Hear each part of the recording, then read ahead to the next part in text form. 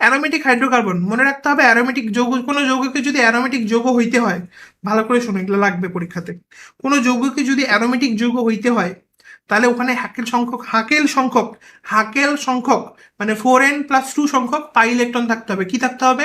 Sigma electron না, pi electron, প্রথম কথা। আচ্ছা, দ্বিতীয় কথা কি? এটা গেল, এটাকে হাকেল যৌগ বলে, ঠিক আছে। অ্যারিন কি? এই যে অ্যারোমেটিক হাইড্রোকার্বন গুলোকে অ্যারিন বলে, যেমন বেনজিন একটা অ্যারিন, ন্যাপথালিন একটা অ্যারিন, বেনজিনের যতগুলো অ্যারিন 1-2 অবস্থানে থাকলে অর্থ হয়, মানে কাছে, যে এটার কাছে যদি থাকে তাহলে অর্থ হয়, তোমরা তো জানো। যদি এখানে থাকে তাহলে কি হয়? মেটা হয়। আর এখানে থাকলে কি হয়? প্যারা হয়। এগুলো লাগে কিন্তু, ঠিক আছে, মুখস্থ করবা। আচ্ছা, এখন আসে অ্যারোমেটিক যৌগের উৎস। মনে রাখবা, আমরা যে অ্যারোমেটিক যৌগ বেঞ্জিন বেঞ্জিন করে চিল্লাচিল্লি করি, হ্যাঁ, বেঞ্জিন নিয়ে পরীক্ষায় হয়তো প্রশ্ন দেয়। এই বেঞ্জিন পাই আমরা কই থেকে? আমরা পাই দুটো জায়গা থেকে, আলকাতরা থেকে। আলকাতরার নাম শুনছো? আলকাতরা, কোল, এগুলা থেকে পাওয়া যায় বেঞ্জিন। এই যে কোল, সরি পেট্রোলিয়াম, এগুলোর থেকে আলটিমেটলি পাওয়া যায়, ঠিক আছে, মুখস্থ করবা। ঠিক আছে, তুমি যদি আলকাতরার মধ্যে দেখো, তুমি দেখবা 3 রকম যৌগই থাকে, অম্লীয় থাকে, ক্ষারীয় থাকে, নিরপেক্ষ থাকে। খুব ইম্পর্টেন্ট, মুখস্থ করতে হবে। ঠিক আছে, অম্লীয়গুলা কোনগুলা? এই যে লেখা আছে, অম্ল হচ্ছে ফেনল। মনে রাখতে হবে আলকাতরার মধ্যে অম্ল জাতীয় পদার্থ থাকে, অম্লও থাকে, ক্ষারও থাকে, আবার কি থাকে বলতো? নিরপেক্ষও থাকে। তো যেটা অম্ল সেটা হচ্ছে ফেনল, যেটা ক্ষার সেটা কি বলতো? যেটা অম্ল সেটা হচ্ছে ফেনল, ঠিক আছে, মুখস্থ করবা। আর ক্ষার কি বলতো? ক্ষারগুলো হচ্ছে আমার অ্যানিলিন, পিরিডিন, থায়োপিন। আর বাকি যেগুলো সেগুলো বেঞ্জিন, টলুইন, জারেন, এগুলো হচ্ছে নিরপেক্ষ।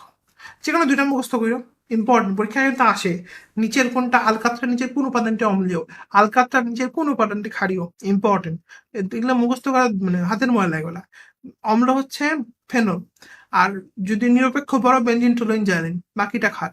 আর তুমি ক্ষারও পড়তে পারো, যেটা তোমার ইচ্ছা ভাই, মুখস্থ করো, লাগবে। আচ্ছা, এখন আসো এখান থেকে ছকটা দেয়।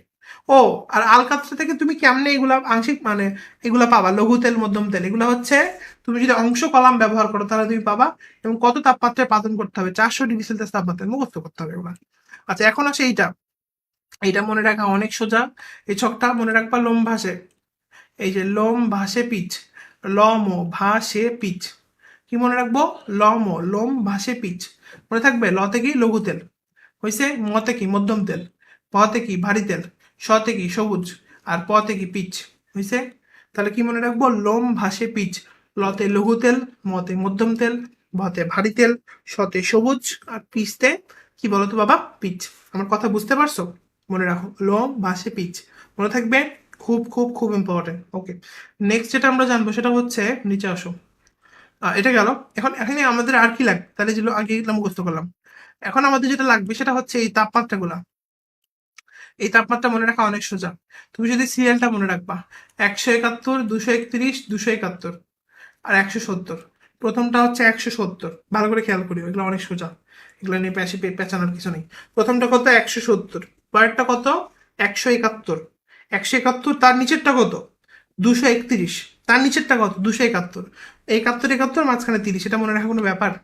দেখো তাহলে, এই যে 71 71, দেখছো? 171 271, মাঝখানে কত? 230। এখন তুমি 231 বলছো না, তাহলে আগেরটা কত হবে? 230 পর্যন্ত। আবার দেখো, তুমি 271 বলছো না, তাহলে আগেরটা কত হবে? 270 পর্যন্ত। তাহলে পাতন তাপমাত্রা আশা করা যাচ্ছে ক্লিয়ার, একদম সোজা। আবারও বলি, 170, 171, আর তারপরে কত? 200, তোমার 30, তারপরে 271, ঠিক আছে, শেষ। আর 230 বল, 231 বললে আগেরটা কত? 230। আবার 271 বললে আগেরটা কত? 270, বলে দেবা, গেল। এখন আসে এখানে, এটা কি? আচ্ছা, এখন আসে এখানে আহ তোমার পরিমাণটা। এটা হচ্ছে তুমি মনে রাখবা কিভাবে জানো? এটা তুমি মনে রাখবা হচ্ছে, দেখো, আড়াই করে বাড়ে 5, আড়াই বাড়ে 7.5। আগে মনে রাখবা লম ভাষে পিচ, লম ও ভাষে পিচ। তারপর মনে রাখবা কি বলতো? আড়াই, সরি, প্রথমে 5, তারপর আড়াই মানে 7.5, তারপর আড়াই মানে 10, তারপর ডাবল হয়ে গেছে 10, তারপর 20, তারপর 57, শেষ। এবং এখন আমরা পড়বো এখানকার সবচেয়ে বেশি ইম্পর্টেন্ট, যেটা যেটা পরীক্ষায় আসার চান্স সবচেয়ে বেশি আছে, সেটা কি বলতো? সেটা হচ্ছে এখানকার যে উপাদানগুলা। আসো, উপাদানগুলো মুখস্থ করা অনেক সোজা, আমি হেল্পিং শিটে লিখে দিছি এগুলা। এই যে সবুজ, সবুজের মধ্যে মনে রাখবা সিন আর থ্রিন থাকবে। তাহলে সবুজ তেলের মধ্যে কি থাকবে? সিন আর থ্রিন। অ্যানথ্রাসিন, ফিনানথ্রিন, অ্যানথ্রাসিন, ফিনানথ্রিন, মনে থাকবে, খুব ইম্পর্টেন্ট। ওকে, মধ্যম আর ভারী তেলের মধ্যে থাকবে কৃষ আর নাফ নদী, মুখস্থ করবা। তাহলে মধ্যম আর ভারী তেলের মধ্যে কি থাকবে? দেখো, মধ্যম আর ভারী তেল দুটার মধ্যে একটা জিনিস কমন, এই যে কৃষ নাফ। আরে, এই যে কৃষ নাফ, এই যে কৃষ নাফ, দেখছো? মনে থাকবে? তাহলে আমরা মনে রাখবো সবুজ তেলের মধ্যে কি থাকবে? সিনথ্রিন। শেষ। আমার সাথে মুখস্থ করো, বাড়ির জন্য এগুলো পড়তে না হয়। সবুজ তেলের মধ্যে কি থাকবে? সিনথ্রিন। শেষ। আচ্ছা, মধ্যম তেলের মধ্যে কি থাকবে? মধ্যম আর ভারীর মধ্যে থাকবে হচ্ছে ক্রিস আর নাফ নদী, তাই না? ক্রিসল এবং নাফতে হচ্ছে ন্যাপথালিন। গেল। এবং আরেকটা জিনিস এখানে খুব আসে, সেটা হচ্ছে মনে রাখবো মধ্যে নল। মধ্যে নল, তাই না? আমরা নলের মধ্যে দিয়ে পানি আসে না? মধ্যে নল, মধ্যে নল মানে ফেনল। ফেনল হচ্ছে কি বলতো? মধ্যে। এটা কিন্তু প্যাচ লাগে, এটা খুব ইম্পর্টেন্ট। এই ফেনলটা খুব আসে পরীক্ষাতে। এই ফেনলটা কোথায়? মনে রাখবো মধ্যে নল মানে ফেনল। মানে ফেনল হচ্ছে মধ্যম তেলের মধ্যে। আর মনে রাখবা ভারী। ভারী মানে কি? ভারী, ভারী কুইক, ভারী কুইক। ভারী জিনিস কুইক করে মানে দ্রুত দৌড়াতে পারে না, মনে রাখবো ভারী কুইক। ভারী কুইক মানে কুইনলিন কোথায়? ভারী। কুইনলিন কোথায়? ভারী। অনেকে এভাবে মনে রাখতে বলি যে কুইন ভারী, কুইন হচ্ছে ভারী হয়ে গেছে, মোটা হয়ে গেছে, কুইন ভারী মানে কুইনলিন হচ্ছে ভারী। গেল। আর লাস্টে গুলো এগুলো সোজা। হ্যাঁ, সবুজ তো বললাম, সিনথ্রিন বলা হয়েছে। আর লঘু তেল মুখস্থ করার দরকার নেই। তাহলে আমরা কি কি পড়লাম? আমরা হচ্ছে লঘু তেল পড়বো না। মধ্যম আর ভারীর মধ্যে ক্রিস আর নাফ নদী কমন। ক্রিসল, নাফ মানে ন্যাপথালিন। আর মধ্যে নল মানে মধ্যে ফেনল। আর তোমার কি হবে? ভাসিন। ভারীতে হচ্ছে তোমার কি বলতো? নল, সরি, ভারীতে হচ্ছে কুইক, কুইনলিন। আর কি আছে? আর সবুজের মধ্যে সিন আর থ্রিন। Yes. ঠিক আছে, ভেরি সিম্পল, দেখে ফেলবে এগুলো। আর পিচের মধ্যে হচ্ছে তোমার কোক কার্বন থাকবে, মুখস্থ করবেন, ঠিক আছে? আচ্ছা, এখন আসে এখানে এগুলো বলছি, ওইগুলো একটু দেখতে হবে। হ্যাঁ, শোনো, সব তুমি যদি এই যে ক্ষার দূর করবা, অম্ল দূর করবা, মানে তুমি যখন আলকাতরাত থেকে ওই লঘু তেল এগুলো তো আলাদা করবা, তখন তো কিছু ক্ষার অম্ল এগুলো দূর করতে হবে, নাহলে তো হবে না। তো এগুলো দূর করার পদ্ধতি বলছে, তোমার এগুলো লাগবে না, তুমি শুধু মুখস্থ করবা কততে 90% বেঞ্জল পাওয়া যায়, এগুলো মানে লিখে দেওয়া আছে। হ্যাঁ, এই যে দেখো, 90% বেঞ্জল পাওয়া যাচ্ছে হচ্ছে 70 থেকে 110 তাপমাত্রায়। পরীক্ষাতে আসে কত তাপমাত্রায় বেঞ্জল পাওয়া যায়? 90 তাপমাত্রা, ঠিক আছে? 70 থেকে 100-তে। এবং এরপরে প্রশ্ন আসে 90% বেঞ্জলের মধ্যে তুমি পাবাটা কি? আনসার হচ্ছে আমি তিনটা জিনিস পাবো: বেঞ্জিন, টলুইন, জালিন। 84, 13 আর 3। Benzene, toluene, xylene, ptyalin. 84, 84, 13, 3 মুখস্থ করবা, খুব ইম্পর্টেন্ট। তারপর 50% বেঞ্জল দেখো। তো 90% বেঞ্জল কি আছে? 90% বেঞ্জলে কি কি আছে বুঝছো? 90% বেঞ্জলকে তুমি যদি আংশিক পাতন করো, তাহলে তুমি 99% বেঞ্জিন পাবা। ভালো করে খেয়াল করো, এটা পরীক্ষাতে আসে, খুব ইম্পর্টেন্ট। মানে এতক্ষণ যা বলছি মানে এইটুকুর মধ্যে এর চাইতে বেশি ইম্পর্টেন্ট এটা, যে আমি যদি 90% বেঞ্জলকে ভালো মতো পিউরিফাই করি, তাহলে আমি 99% বিশুদ্ধ কি পাবো? বেঞ্জিন পাবো। ইম্পর্টেন্ট। আচ্ছা, এখন আসলে আরেকটা বেঞ্জল আছে যেটাকে বলে 50% বেঞ্জল। ওটা কোনটা? এই যে দেখো লেখা আছে। আচ্ছা, হিম মিশ্রণ কি? এটা মুখস্থ করবা। সোডিয়াম ক্লোরাইড আর বরফ পানির যদি 1:3 মিশ্রণ হয়, তাহলে এটাকে আমরা বলি হিম মিশ্রণ। এটা কতটুকু তাপমাত্রা তৈরি করতে পারে? -22। মুখস্থ করবে, এগুলো ইম্পর্টেন্ট। আচ্ছা, এরপর আসে 50% বেঞ্জল। এখানে বেঞ্জিন থাকে, টলুইন আর জাইলিন থাকে। বেঞ্জিনের তাপমাত্রা দেওয়া আছে, সো পার্সেন্টেজটা মুখস্থ করবা, 46%। এই যে হয়েছে। আচ্ছা, এখন এখন যেটা লাগবে সেটা হচ্ছে, আমরা যদি 90% বেঞ্জলকে উত্তপ্ত করি একটা সার্টেন তাপমাত্রা, টেম্পারেচারে, 80 থেকে সামথিং 82 পর্যন্ত, তাহলে আমরা কি পাচ্ছিলাম? 99% বিশুদ্ধ বেঞ্জিন পাচ্ছিলাম। ভালো করে খেয়াল করো, 90% বেঞ্জলকে যদি আমি উত্তপ্ত করি, তাহলে আমি 99% অ্যাকুরেট বেঞ্জিন পাবো। বুঝছো?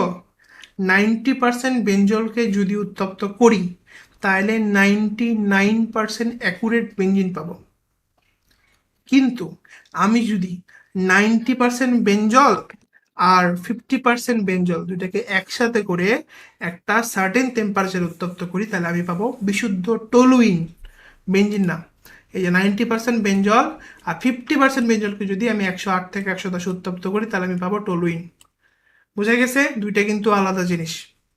90% উত্তপ্ত করলে বেঞ্জিন, আর 90-50-কে একসাথে উত্তপ্ত করলে টলুইন। দেখবা। আচ্ছা, বেঞ্জিন টলুইনের প্রস্তুতি। প্রথম কথা হচ্ছে বেঞ্জিন প্রস্তুতি করার জন্য কি কি জিনিস আছে। প্রথমে কি বলতো? আচ্ছা, বেঞ্জিন প্রস্তুতির জন্য প্রথমে আসে হচ্ছে আমরা কেমনে বানাবো বেঞ্জিন।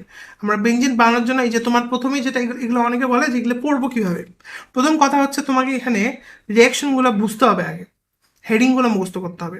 হ্যাঁ, তুমি যদি খেয়াল করো তুমি দেখবা যে আমরা বেঞ্জিন প্রস্তুতির জন্য কয়টা জিনিস পাবো। এই দেখো, এই যে বেঞ্জিন প্রস্তুতির পদ্ধতিগুলা কয়টা পাবো আমরা এখানে, কিন্তু কয়েকটা জিনিস পাবো। প্রথমে হচ্ছে আমরা এই যে সোডা লাইম থেকে পাবো, তারপরে ফেনলের সাথে জিঙ্ক গুঁড়া দিব, তারপরে অ্যাসিডিলিন থেকে পাবো, ডিকনাট বিক্রাতে পাবো। আমরা চাইলে বেঞ্জিন প্রস্তুতির সবগুলা পদ্ধতিগুলোকে একসাথে মনে রাখতে পারি।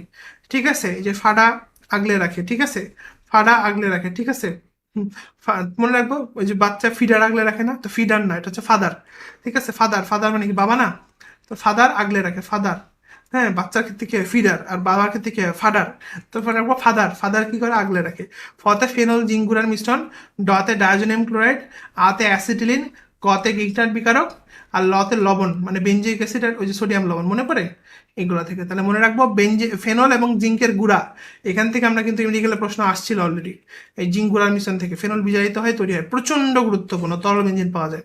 আচ্ছা, তারপর ডতে কি ডায়োজোনিয়াম ক্লোরাইড, এই যে ডায়োজোনিয়াম ক্লোরাইড থেকে কিন্তু আমরা পাই, ঠিক আছে, এই যে বেঞ্জিন ডায়োজোনিয়াম ক্লোরাইড থেকে আমরা বেঞ্জিন পাই, ঠিক আছে। কি আমাদের লাগে, আমাদের কপার প্রভাবক লাগে, কি প্রভাবক লাগে, তাহলে আমরা যদি বেঞ্জিন ডায়োজোনিয়াম ক্লোরাইড থেকে বেঞ্জিন বানাই, তাহলে আমাদের কি প্রভাবক লাগবে বাবা, কপার প্রভাবক লাগবে। আমরা শুধু মনে রাখবো ফাদার আগলে রাখে, ফতে কি বলতো ফেনল আর জিঙ্কের গুঁড়া থেকে, ডতে কি বলতো ডায়োজোনিয়াম ক্লোরাইড থেকে, ঠিক আছে।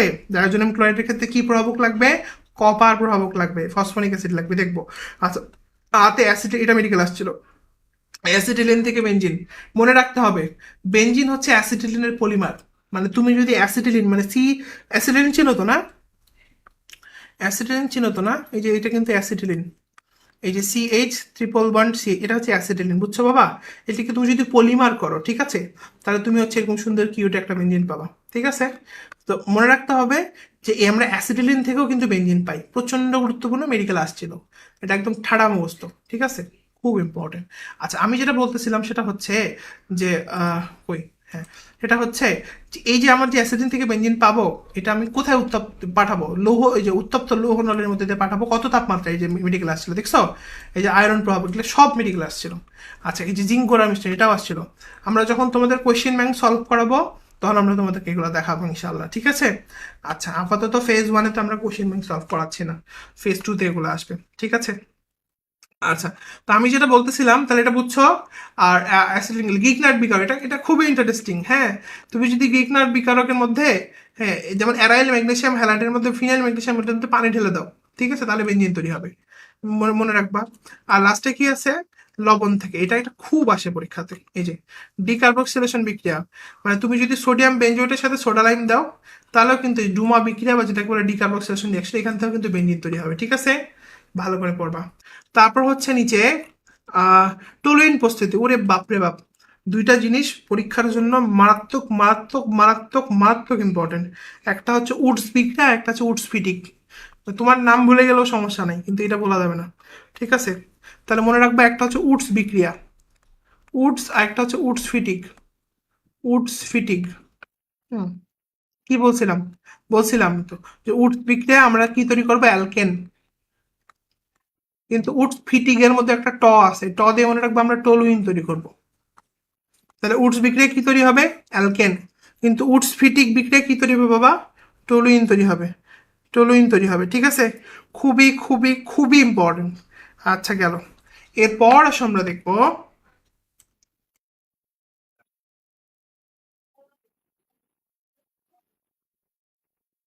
এরপর আমরা দেখবো এই যে উডস ফিটিক বিক্রিয়াটা কি।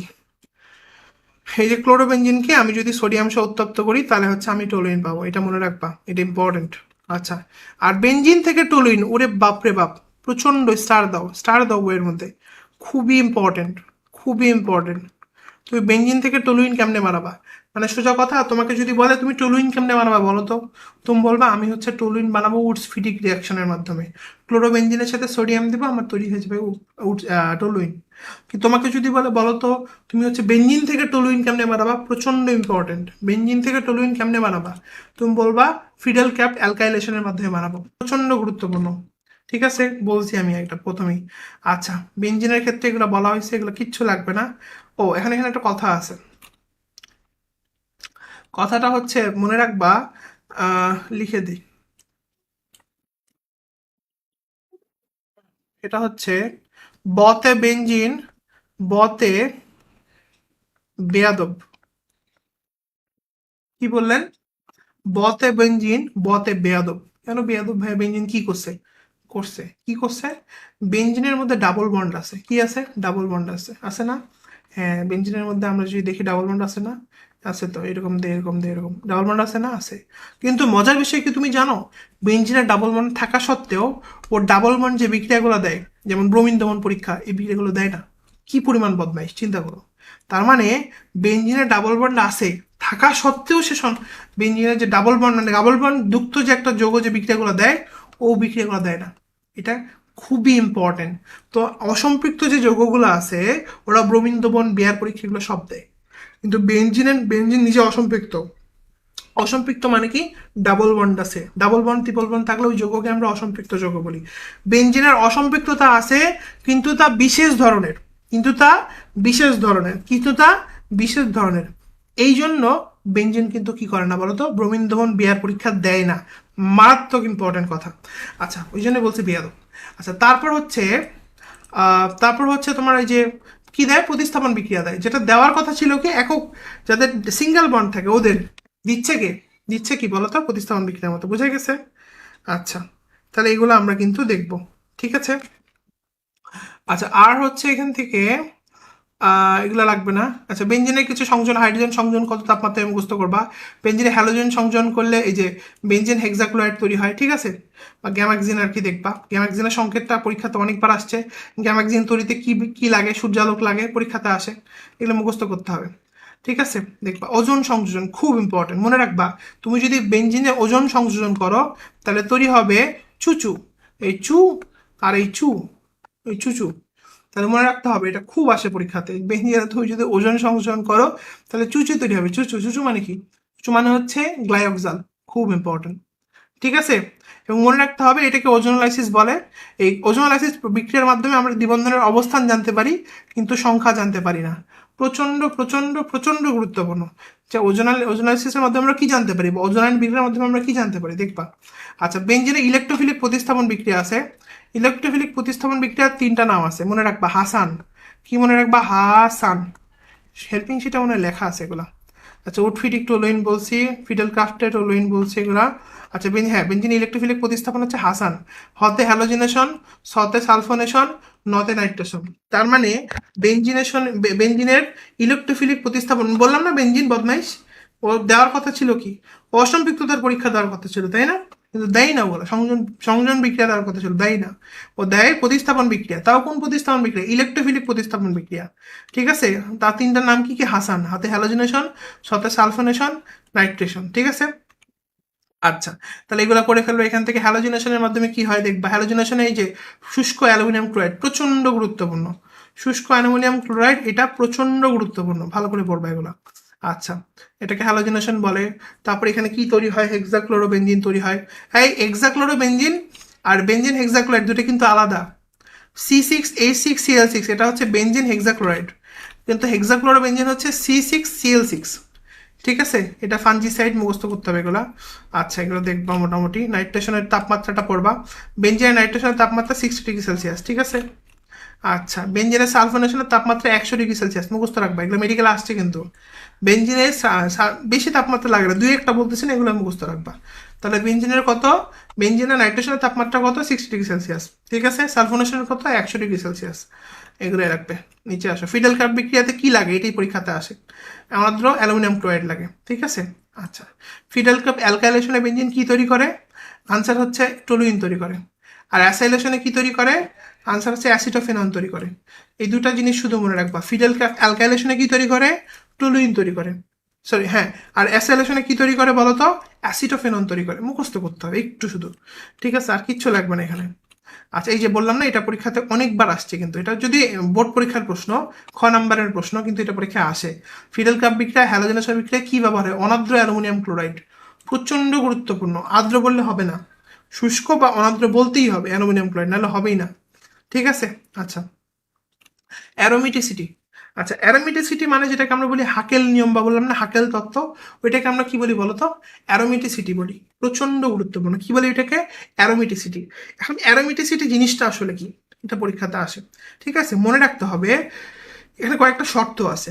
দেখো, প্রথম কথা হচ্ছে যে অ্যারোমিটিসিটি প্রকাশ করার জন্য তোমাকে যৌগটাকে চ্যাপ্টা হইতে হবে, বলয় 5টা বা 6টা থাকতে হবে। এইগুলা কিন্তু মহা মহা মহা গুরুত্বপূর্ণ। বলবে নিচের কোনটা অ্যারোমেটিসিটি শর্ত নয়, বলবে বলয় চারটা চারটা বা পাঁচটা হইতে হবে, না পাঁচটা বা ছয়টা হইতে হবে। আবার কি হইতে হবে, যৌগটা চ্যাপ্টা সমতলীয় চাকরি হইতে হবে, চ্যাপ্টা। এবং তারপরে অরবিটালের কথা বলা আছে, কি অরবিটাল হইতে হবে, অবশ্যই এস অরবিটাল থাকতে হবে, নো পি অরবিটাল থাকতে হবে। কি ইলেকট্রন থাকতে হবে, 4n+2 সংখ্যক পাই ইলেকট্রন থাকতে হবে। কি থাকতে হবে, 4n+2 সংখ্যক কি ইলেকট্রন থাকতে হবে, পাই ইলেকট্রন থাকতে হবে। কি ইলেকট্রন থাকতে হবে, পাই ইলেকট্রন থাকতে হবে। ওকে, এগুলো পড়বো। আচ্ছা, এন সমান যদি, মনে রাখবা এখানে এন মানে হচ্ছে বলয়, লিখে রাখো, এখানে এন মানে হচ্ছে বলয় সংখ্যা। অনেকে বলবে বলয় কি, আমি তো কিছুই বুঝি না এগুলো, বলয় মলয় আবার কি জিনিস, বলে দিচ্ছি দেখো, এখানে ছবি আছে পরে। এই যে দেখো, এই যে দেখো বেঞ্জিনের মধ্যে বলয় তুমি দেখতে পাচ্ছ কোনটা, একটা। পিরিডেনে একটা, ফিউরানে একটা, ন্যাপথালিনে দুইটা বলয়, এই জন্য দেখেন এমন টু। ফিউরানে একটা, ওই জন্য এক, পিরিডেনে একটা এক, বেঞ্জিনে একটা এক। এখানে কোনো বলয় দেখতে পাও সাইক্লোপ্রোপিলিন ক্যাটায়নে, না, এই জন্য বলয়ের মান জিরো, এর মান জিরো। অ্যান্থ্রাসিনে বলয় কয়টা, তিনটা, এই জন্য কত, 14। বুঝলাম, ভেরি গুড, বলই বুঝছি। এখন আমাদের পরীক্ষা দেখিয়ে আসবে, ইয়েস। তোমাকে যৌগগুলোর ছবিগুলো একটু মনে রাখতে হবে কষ্ট করে, সবগুলো না, যেমন অ্যান্থ্রাসিনে তিনটা, এটা তোমাকে মনে রাখতে হবে। অ্যান্থ্রাসিনে যদি তিনটা বলা হয়, তাহলে এন এর মান কত, 3। তাহলে এন এর মান যদি 3 হয়, তাহলে পাই ইলেকট্রন কত হবে, 4n+2 মানে কত, 14টা। খুব ইম্পর্টেন্ট। আবার যদি ন্যাপথালিনের ক্ষেত্রে দেখো, তাহলে বলয় কতগুলা বলো তো, বলয় হচ্ছে দুইটা, তাহলে এন এর মান 2। তাহলে ন্যাপথালিনের পাই ইলেকট্রন পরীক্ষাতে আসবে, ন্যাপথালিনের পাই ইলেকট্রন কয়টা, তুমি জাস্ট 4n+2 এর ওখানে এন এর মান 2 বসাই দিবা, তাহলে 10টা হয়ে যাবে। এগুলো মুখস্থ করবা, ঠিক আছে। বেঞ্জিনের ক্ষেত্রেও সেম কথা, পাই ইলেকট্রন কয়টা, পিরিডিনের ক্ষেত্রে পাই ইলেকট্রন কয়টা, সেম কথা, এগুলো দেখবা। আচ্ছা, অ্যালিফেটিক অ্যারোমেটিকের মধ্যে পার্থক্য, এই ছকটা পড়বা, এই ছকটা অনেক সহজ, এখানে কিচ্ছু নাই। তুমি শুধু মনে রাখবে অ্যারোমেটিকের ক্ষেত্রে, আচ্ছা একটু ওয়েট করো। উম, আচ্ছা, এখানে দেওয়া নাই। আচ্ছা, আমি বলে দিই, দেখো এখানে হচ্ছে তোমার অ্যারোমেটিকের ক্ষেত্রে একটু আগে বললাম না, বদ্ধশিকল হবে, 4n+2 সংখ্যক পাই ইলেকট্রন থাকবে। এবং কার্বন কত হবে, এই যে কার্বনের শতকরা পরিমাণ বেশি থাকে, অ্যারোমেটিকের ক্ষেত্রে কি থাকে, বেশি থাকে, ঠিক আছে। আবার দেখেন অসম্পৃক্ত হয়, অ্যারোমেটিক যৌগগুলো একটু মানে বিশেষ ধরনের অসম্পৃক্ততা দেখায়, ঠিক আছে, এগুলো দেখবা এখান থেকে। তারপরে এই যে এটা মেডিকেলে আসছিল, ঠিক আছে, কত তাপমাত্রায় ফেনল তৈরি হয়, পটাশিয়াম হাইড্রোক্সাইড 300 ডিগ্রি সেলসিয়াস তাপমাত্রা, 200 atm, ঠিক আছে, মুখস্থ করবা। এবং মনে রাখবা যে অ্যালিফেটিক গুলা কিন্তু অ্যালকোহল তৈরি করে, অ্যালিফেটিক যৌগগুলা কি করে, অ্যালকোহল তৈরি করে। কিন্তু অ্যারোমেটিক যেগুলা, সেগুলো হচ্ছে ফেনল তৈরি করে, খুব ইম্পর্টেন্ট। আচ্ছা, অ্যালিফেটিক যেগুলো অ্যালকোহল, সেগুলো হচ্ছে কি বলতো, রিটমাস নিরপেক্ষ। কিন্তু ফেনল কি, ফেনল তো আমি তো একটু আগে বললাম অম্লধর্মী, তাই না। আচ্ছা, এই যে ফেনল থেকে কোনো অপশনগুলো মুখস্থ করতে হবে, ইম্পর্টেন্ট, দেখবা। আচ্ছা, নিচে আসো এখান থেকে। আচ্ছা, এখানে হচ্ছে তোমার আক্রমণকারী বিকারক। আমরা মনে রাখবা আমাদের আক্রমণকারী বিকারক তিন ধরনের হয়, একটা হইতে পারে মুক্তমূলক বা যেটাকে আমরা বলি ফ্রি রেডিকাল, একটা হইতে পারে কার্বোক্যাটায়ন, একটা হইতে পারে কার্বোয়ানায়ন। এগুলোর কি আসে ভাইয়া পরীক্ষাতে, এগুলোর মেইনলি বৈশিষ্ট্যটা তুমি পড়বা, অনেক সোজা এগুলো বৈশিষ্ট্যগুলো। আর মেইনলি আসে দুইটা জিনিস, একটা হচ্ছে সক্রিয়তা, আর একটা হচ্ছে স্থায়িত্ব। যে কোনো একটা পড়তে হয়, সক্রিয়তার ক্রম নাইলে স্থায়িত্বের ক্রম, আসবেই পরীক্ষাতে, গ্যারান্টিড, তোমাকে পড়তেই হবে, এটা আসবেই, ঠিক আছে। তো তুমি কি মনে রাখবা, তুমি যে কোনো একটা পড়বা। তা আমি এখানে বলি বাচ্চাদের মনে রাখতে, এইটা মনে রাখতে বলি, দেখো যে তুমি মনে রাখবা কার্বন আয়নের স্থিতি, অ্যালকোহলের অম্লধর্ম আর SN2 মানে যে দোলনার স্থান, মনে রাখবা দোলনার স্থান, দতে 2 SN2, লতে অম্ল মানে অ্যালকোহলের অম্ল, আর নতে কার্বন আয়ন। এবং এগুলো স্থান মানে স্থান মানে কি, স্থায়িত্ব, এগুলো সব স্থায়িত্বের ক্রম, এগুলো সব স্থায়িত্বের ক্রম, ঠিক আছে। এগুলো হচ্ছে 1 2 3। আর এর বাদে তোমাকে যা বলবে, এর বাদে তোমাকে যা বলবে সব কত হবে বলো, সব হচ্ছে তোমার কত হবে, 3 2 1 হবে, বুঝে গেছে, মানে এগুলার যা বলবে, বুঝে গেছে। দোলনার স্থায়িত্ব কথাটার মানে বুঝছো, দোলনা মানে SN2, ভালো করে বুঝো আবারও, দোলনা মানে SN2, লতে হলো অম্লধর্ম, কার অম্লধর্ম, অ্যালকোহলের অম্লধর্ম, ঠিক আছে। তোমার বইয়ে যত 1 2 3 3 2 1 আছে সব আমি একসাথে করে দিয়েছি, ঠিক আছে। আচ্ছা, তাহলে মনে রাখবো লতে কি বলতো, অম্লধর্ম, আর নতে কি বলতো, কার্বন নায়ন। এবং স্থানতে কি বলে, এগুলো হচ্ছে স্থিতি, এগুলো কি বলতো, স্থায়িত্ব। ওই যে দুটো জিনিস ছিল না, স্থায়িত্ব আর সক্রিয়তা, এগুলো হচ্ছে স্থায়িত্ব, এগুলো হচ্ছে স্থায়িত্ব। এই ক্রমটা কি হবে, 1 2 এবং কি বলতো বাবা, 3। তাহলে দোলনার স্থায়িত্ব 1 2 3, দোলনার স্থায়িত্ব কি বলতো বাবা, 1 2 এবং কি বলতো 3, খুব ইম্পর্টেন্ট। আচ্ছা, তাহলে আশা করা যাচ্ছে এটা আমরা বুঝতে পারছি, ঠিক আছে। আচ্ছা, এরপর আসো আমরা এখান থেকে দেখবো, তো বুঝা গেছে। যেমন দেখো এখানে আমি তোমাদের একটু এক্সাম্পল দিই, তারা ভালো বুঝবা। যেমন দেখো এখানে বলছে ফ্রি রেডিক্যালের সক্রিয়তা, বলছে না ফ্রি রেডিক্যালের সক্রিয়তা। আচ্ছা, তারপর দেখো আছে কার্বো, এই যে কার্বোনিয়াম আয়ন, দেখো কার্বনিয়াম আয়নের দেখো স্থায়িত্ব ফ্রি রেডিকেল অনুরূপ হয়, কার্বন আয়ন আছে, মানে অনেকগুলো জিনিস আছে না। তো তুমি মনে রাখবা কি, তুমি মনে রাখবা হচ্ছে যে আমি কি শিখছি বলতো, আমরা শিখছি দোলনার স্থিতি, তাই না? মানে কি এসএন দুই, লতে অম্লধর্ম, আর নাতে কার্বন আয়ন। কার্বন আয়নের কি পড়ছি? কার্বন আয়নের স্থিতি পড়ছি। দেখো আমরা পড়ছি কার্বন আয়ন, কার্বন আয়নে কি পড়ছি বলতো? এই যে স্থায়িত্বের ক্রম পড়ছি। স্থায়িত্বের ক্রম কত ছিল? এক, দুই, তিন, হয়েছে? আচ্ছা, তাহলে যদি আমাদের সক্রিয়তার ক্রম বলে তাহলে উল্টায় বলবো, কত হবে? তিন, দুই, এক। কার্বন আয়ন না বলে যদি কার্বনিয়াম বলে তাহলে কত হবে? আবার ঘুরে যাবে। মানে কার্বন আয়নের আমি যা পড়ছি কার্বনিয়ামের ক্ষেত্রে তা উল্টা হবে। আরেকটা কথা একটু মনে রাখবা, সেটা হচ্ছে যে কার্বন, এটা হচ্ছে যে এই যেখানে কথাটা বলা আছে যে এই কার্বনিয়াম আয়নের স্থায়িত্বের ক্রম অ্যালকাইল ফ্রি রেডিক্যালের অনুরূপ হয়। তার মানে হচ্ছে তুমি যদি কার্বন আয়নটা জানো, ভালো করে বুঝো, এখানে কিন্তু কথা আছে কিছু, হ্যাঁ। কার্বন আয়ন মানে নেগেটিভ কার্বন, কার্বনিয়াম মানে পজিটিভ কার্বন, হ্যাঁ আমি একটু লিখে দিই। সে সি প্লাস এটাকে বলে কার্বনিয়াম আয়ন, সি মাইনাস এটাকে বলে কার্বন আয়ন। আর যদি তোমার এরকম থাকে কোথাও, ধরো সিএল, এটা হচ্ছে ফ্রি রেডিক্যাল। মজার বিষয় কি জানো, আমরা পড়াইছি তোমাকে এই কার্বন আয়নটা, এবং কার্বন আয়নের কি পড়াইছি তোমাকে? ওই যে বললাম দোলনার স্থিতি মানে স্থায়িত্ব পড়াইছি, মানে কত? 1 ডিগ্রি, 2 ডিগ্রি, 3 ডিগ্রি, হয়েছে? এখন তোমাকে যদি বলে বলো তো কার্বনিয়ামের স্থায়িত্ব, তাহলে এটা উল্টা হবে, মানে কত? 3, 2, 1। তোমাকে যদি বলে ফ্রি রেডিক্যাল, মনে রাখবা কার্বনিয়ামও যা হবে ফ্রি রেডিক্যাল তাই হবে, সেম 3, 2, 1। তোমাকে যদি বলো তো কার্বনিয়ামের সক্রিয়তা, উল্টা করে তাহলে কি হবে? 1, 2, 3। দেখো আমি কেমনে ঘুরতেছি, দেখছো? একটা জানি শুধু, আমি শুধু কার্বন আয়নের স্থায়িত্ব জানি। আমি ওটার থেকে চাইলে কার্বন আয়নের সক্রিয়তা বের করতে পারবো, উল্টাটা হবে। আমি চাইলে কার্বো ক্যাটায়নেরটা বের করতে পারবো, আমি চাইলে ফ্রি রেডিক্যালেরটা বের করতে পারবো। আমি সব দিকে ঘুরতে পারবো। শুধু একটা নিয়মনিক যদি আমি মনে রাখি, সেটা হচ্ছে দোলনার স্থিতি। দোলনার স্থিতি। দতে এসএন দুই, তাহলে এসএন টু এর ক্ষেত্রে কোনটা? এসএন টু এর ক্ষেত্রে কোনটা? 1, 2, 3, বুঝছে? লতে কি? অ্যালকোহলের অম্ল ধর্ম, অম্ল, ল, কার অম্ল ধর্ম? অ্যালকোহলের। আর নাতে হচ্ছে কার্বন আয়ন, কার্বন আয়ন। কার্বনের কি? স্থিতি, স্থিতি, স্থিতি, হয়েছে? যারা আশা করা যাচ্ছে এই বুঝছো এটুকু, এটুকু খুব প্যাস লাগে কিন্তু, ঠিক আছে? ও এখান থেকে হচ্ছে দুইটা জিনিস আসে, ইলেকট্রোফাইল আর নিউক্লিওফাইল, এগুলো অনেক সোজা। আমরা মনে রাখবো ইলেকট্রোফাইল মানে হচ্ছে, ফাইল মানে আকর্ষী, ইলেকট্রোফাইল মানে ইলেকট্রন আকর্ষী, নিউক্লিওফাইল মানে কি বলতো? আমার পজিটিভ জিনিসপাতি আকর্ষী বা নিউক্লিয়াস আকর্ষী, ঠিক আছে? তো এগুলো মুখস্থ করতে হবে। ইলেকট্রোফাইল, যে নিউক্লিওফাইল মানে কি? নেগেটিভ যেগুলো ওগুলো তো পজিটিভ আকর্ষী হবেই, তাই না? আবার ইলেকট্রোফাইল মানে কি বলতো? যেগুলো পজিটিভ সেগুলো তো নেগেটিভ আকর্ষী হবে না। আমাদের লাগবে যেটা, এটা হচ্ছে এই তিন বন্ধু। এই তিন বন্ধু খুব ইম্পর্টেন্ট। এদের হচ্ছে অষ্টক কি আছে বলতো? সংকোচন আছে। মানে দেখো SO3, Al3, Fe3, এরা হচ্ছে এদের ইলেকট্রন কম আছে, এই জন্য এদেরকে বলে ইলেকট্রোফাইল। এদের কি আছে? ইলেকট্রন কম আছে, এই জন্য এদেরকে কি বলে? ইলেকট্রোফাইল। কারো কারো ইলেকট্রন অনেক বেশি থাকে, আমরা জানি না, যেমন পানির মুক্তজ ইলেকট্রন আছে। তাহলে পানির ইলেকট্রন যদি বেশি থাকে তাহলে ও কি ইলেকট্রন দিতে চাবে আরেকজনকে। তাহলে এর ক্ষেত্রে এই পানি তখন কি হিসাবে কাজ করবে? নিউক্লিওফাইল হিসেবে কাজ করবে, বুঝে গেছে? অ্যামোনিয়া, অ্যামোনিয়ার ক্ষেত্রে কি হয়েছে? মুক্তজ ইলেকট্রন আছে না? হ্যাঁ, তাহলে ও একজনকে দিতে চেষ্টা করবে, তাহলে দিলে কি হবে? ওর কাছে নেগেটিভ বেশি আছে, তাহলে ও পজিটিভকে চাবে, মানে কি? ও নিউক্লিওফাইল হিসেবে কাজ করবে। কিন্তু যাদের কম আছে, যেমন SO3, Al3, তাই না, এই যে FeCl3, এরা কি করবে? এরা ইলেকট্রন নিবে।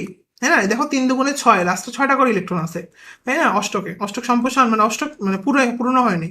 তো এরা কি করে? ইলেকট্রন ধার করে, এই যে টান দেয় ইলেকট্রন, ইলেকট্রনের প্রতি আকর্ষণ থাকে, এটাকে বলে ইলেকট্রোফাইল। আমরা মনে রাখবো এটা, অনেকবার তুমি এমসিকিউতে পাবা, 1000 বার পাবা। ইলেকট্রোফাইল কোনটা, নিউক্লিওফাইল কোনটা, দেখবা। আচ্ছা নিচে আসো, এখান থেকে সংযোজন বিক্রিয়া এগুলো পড়বা। কার্বন কার্বন দ্বিবন্ধনে ইলেকট্রোফিলিক সংযোজন ঘটে, এগুলো দেখো মোটামুটি।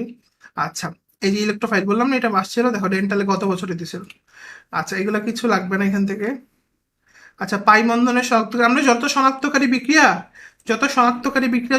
আছে এগুলো আমরা সামনের দিন পড়ে ফেলবো, ঠিক আছে? আচ্ছা, মার্কোনিকভের নীতি, আচ্ছা মার্কোনিকভের নীতিটা খুব সিম্পল। সেটা হইতেছে কি জানো? মার্কোনিকভের নীতিটাই হইতেছে তেলা মাথায় তেল দেওয়া। মার্কোনিকভের নীতির ক্ষেত্রে আমাদের দুইটা জিনিস আগে চিনতে হবে। কি কি চিনতে হবে? একটা হচ্ছে অসম্পৃক্ত অ্যালকোহল, আর একটা হচ্ছে অসম্পৃক্ত অ্যালকিন। আমাদেরকে চিনতে হবে অসম্পৃক্ত অ্যালকোহল, সরি অসম্পৃক্ত অ্যালকোহল না, অসম্পৃক্ত বিকারক। সরি অসম্পৃক্ত বলতেছি কেন, আমাদের অপ্রতিসম, সরি সরি, অপ্রতিসম বিকারক। আর একটা হচ্ছে অপ্রতিসম অ্যালকিন। তাহলে অপ্রতিসম বিকারক আর অপ্রতিসম অ্যালকিন দুইটা জিনিস আছে, তাই না? আমরা মনে রাখবো, দেখো যেমন তোমাকে যদি বলে HCl একটা বিকারক, তুমি যদি HCl কে মাঝখান দিয়ে ভাঙো, তুমি কি দেখবে? এক পাশে H, এক পাশে Cl, তাই না? তার মানে এটা অপ্রতিসম বিকারক। তুমি যদি দেখো ব্রোমিন, এই যে বিআর তো আমরা এভাবে লিখি না, ক্লোরিন, এগুলা তুমি যদি ভাঙো তাহলে তুমি কি দেখবো বলো তো? এ পাশেও ব্রোমিন, ও পাশেও ব্রোমিন, তাই না? তার মানে এটার প্রতিসম হইলো না? হ্যাঁ।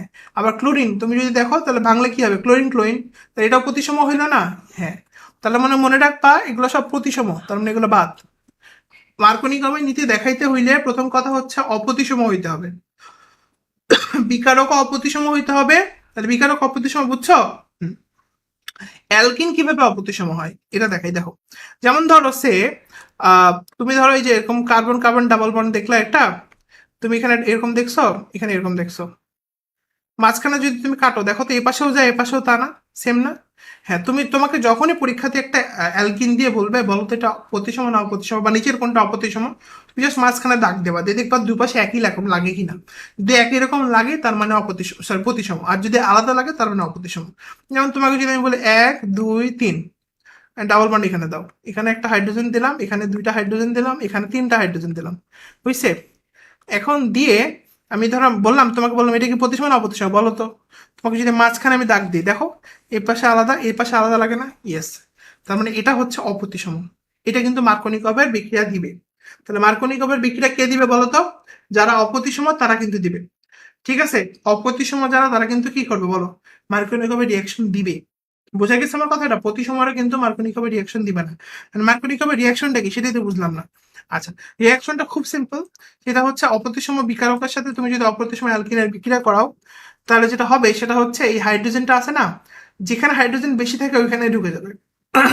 যেমন দেখো CH2, এখানে হাইড্রোজেন বেশি আছে না, এখানেই চলে যাবে, দেখবা। আর বাকি হাইড্রোজেন, বাকি যে হ্যালাইডটা আছে এটা এখানে যাবে। বুঝা গেছে? তার মানে অপ্রতিসম বিকারকের সাথে অপ্রতিসম অ্যালকিনের যখন রিয়াকশন হবে তখন কি হবে বলতো? বেশি হাইড্রোজেনটা যেখানে আছে, মানে অ্যালকিনের যেখানে হাইড্রোজেন বেশি আছে, বিকারকের হাইড্রোজেনটা ওইখানে যে ঢুকবে।